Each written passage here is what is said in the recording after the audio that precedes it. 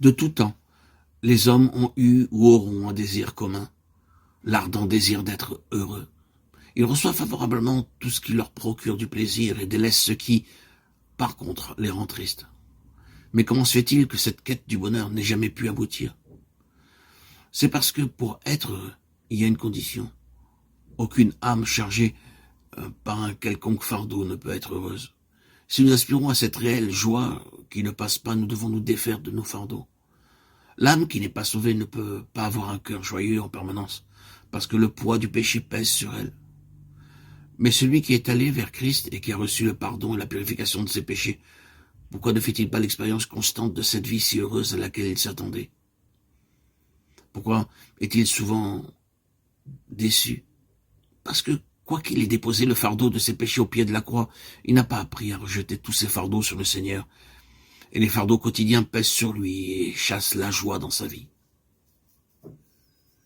Le chrétien doit être soulagé de toute anxiété pour expérimenter la joie, afin que le nom qu'il porte ne puisse pas être blâmé. Nous devons admettre qu'une vie sans joie n'est pas la volonté de Dieu pour son peuple. Toutefois, combien expérimentent une vie véritablement joyeuse? Dans sa parole, il apporte une claire réponse à ce problème. Lisons attentivement une phrase après l'autre les quelques versets que nous avons choisis pour notre méditation. Philippiens 4, 4 à 7. La première phrase de ce passage est celle-ci. « Réjouissez-vous toujours dans le Seigneur ». Remarquons de prime abord qu'il s'agit d'un commandement de Dieu. Dieu a-t-il jamais commandé une chose qu'il nous soit impossible d'observer? Jamais. Le seul fait d'un commandement divin prouve que l'obéissance est toujours possible. Remarquons aussi que Dieu nous demande non seulement de nous réjouir, mais aussi de le faire sans cesse. Si quelqu'un adore une idole, aussitôt nous reconnaissons qu'un commandement de Dieu a été enfreint. Mais si un de ses enfants manque de se réjouir, pourquoi n'avons-nous pas la même réaction? Car cela est également une enfreinte à l'un de ses commandements.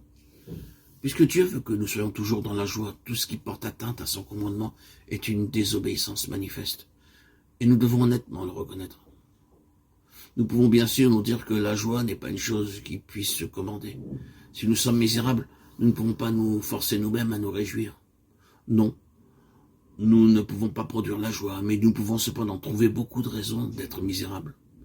Une mauvaise santé, des enfants réfractaires, dépression dans le travail. Et nous pouvons protester qu'il n'est pas raisonnable de demander à quelqu'un comme nous qui a beaucoup de difficultés de se réjouir. Dieu sait qu'il n'est pas possible pour la nature humaine de se réjouir dans l'adversité. Mais ce qu'il attend de nous, ce n'est pas que nous puissions, dans nos ressources naturelles, pour nous réjouir, ni de le faire en raison des circonstances favorables, mais que le motif de notre joie soit dans le Seigneur.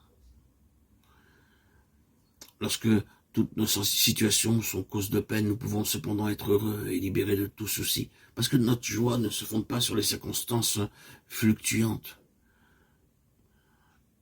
Elles ne dépendent pas de nos ressources naturelles, mais elle a sa source en celui qui nous aime et qui est aussi l'objet de notre amour. En raison de notre tempérament instable, un jour conscient de son amour et le jour d'après l'oubliant, Paul réitère à nouveau son exhortation, je le répète, réjouissez-vous. Dieu doit avoir un peuple joyeux, c'est pourquoi il accompagne sa parole d'un commandement et qu'il insiste aussi sur une constante obéissance.